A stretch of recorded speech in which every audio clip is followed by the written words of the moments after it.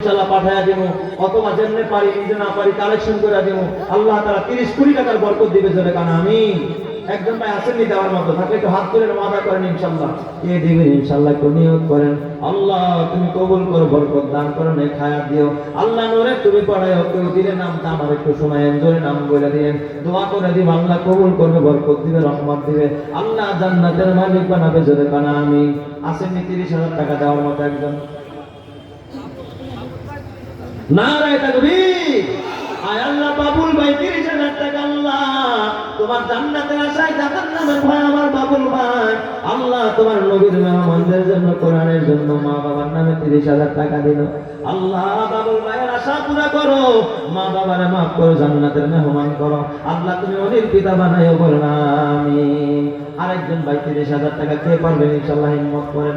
আল্লাহ তোমার খাজানা অভাব নাই, ও আমার পর্দার মায়েরা, মাগো তোমরাও নগদ টাকা